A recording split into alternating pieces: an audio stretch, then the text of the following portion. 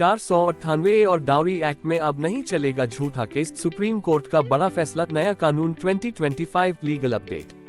नमस्कार साथियों, क्या आपको पता है कि अब अगर किसी ने 498 AIPC या डाउरी एक्ट के तहत झूठा केस किया तो कोर्ट सीधे सीधे उसे खारिज कर रहा है। क्या आप जानते हैं कि सुप्रीम कोर्ट ने साफ कहा है 498 का दुरुपयोग अब बर्दाश्त नहीं किया जाएगा। आज हम बात करेंगे 498 AIPC का असली मतलब क्या है, धारा 3 और 4 दहेज कानून के बदलते मायने, कोर्ट ने अब किन मामलों को फर्जी मानकर खारिज किया है, और सबसे जरूरी, अगर आप पीड़ित हैं तो आपकी कानूनी सुरक्षा कैसे करें। वीडियो को पूरा देखिए, और अगर आप या आपके किसी परिचित को इस कानून के तहत फंसाया गया है तो ये वीडियो उनके लिए जीवन बदलने वाला हो सकता है। 498 AIPC क्या है? भारतीय दंड संहिता IPC की धारा 498 का उद्देश्य है शादीशुदा महिला को उसके पति या ससुराल वालों द्वारा किए गए उत्पीड़न से सुरक्षा देना। इसमें दो बातों पर फोकस किया गया है। 1. क्रूरता, क्रूअल्टी, मानसिक या शारीरिक।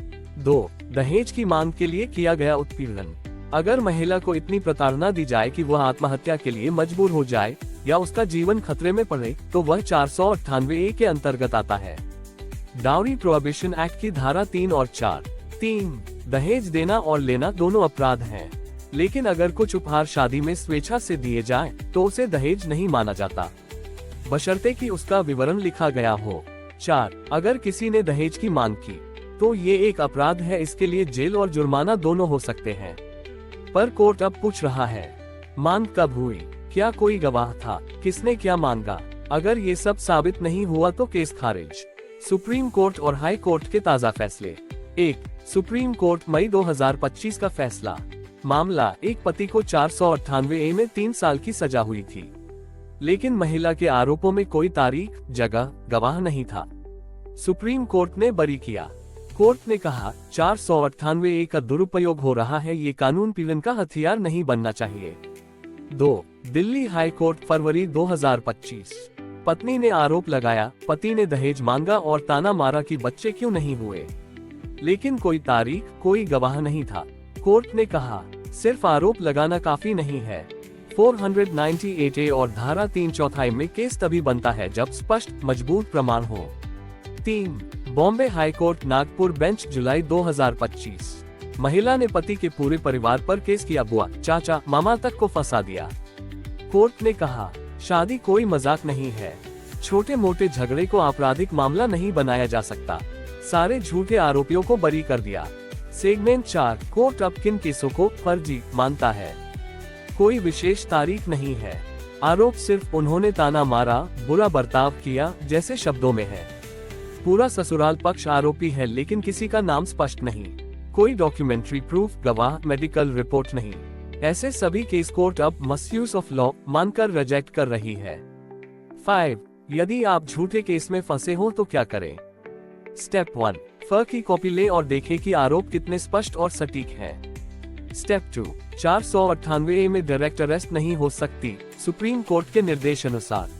Arnesh Kumar V, state of Bihar 2014 case में कहा गया है कि पुलिस को पहले जांच करनी होगी, बिना कारण किसी को गिरफ्तार नहीं किया जा सकता। स्टेप 3, जमानत के लिए तुरंत आवेदन करें।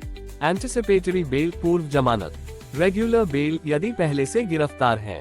स्टेप 4, फर्क वॉशिंग के लिए हाई कोर्ट में याचिका दाखिल करें, अगर आप साबित कर सकते हैं कि केस झूठा है।